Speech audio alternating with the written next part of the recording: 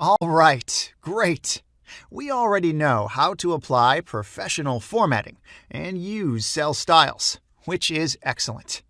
Earlier, we promised that we'd show you a quick way to use the formatting of a cell or a group of cells to other cells. And now we will deliver on that promise.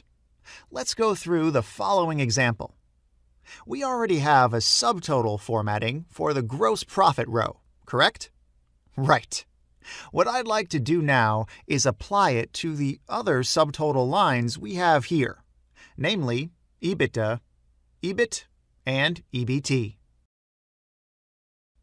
One way to do that is to press the Format Painter icon up here on the left, or the Alt plus H plus F plus P keyboard combination.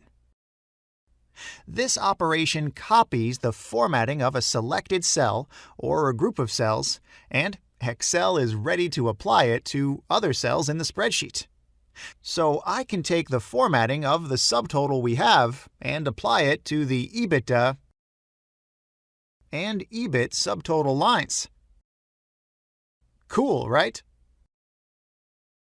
An alternative way to do that is to copy the cells whose format you would like to carry over. Select the range that must be formatted and use Paste Special.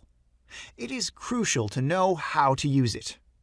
To get to the Paste Special window, you must either expand the Paste icon up here or use a keyboard shortcut. You can either use Ctrl, Alt, and V or Alt, E, and S. Doesn't make a difference. This feature allows you to paste only a certain property of the copied cells. It can be their formulas, values, and so on. In our case, we need to choose formats because we would like to copy the formatting of these cells. Okay? Awesome! Paste Special is a useful functionality, so make sure you understand how to work with it. Later in the course, we will show you how it's applied in practice.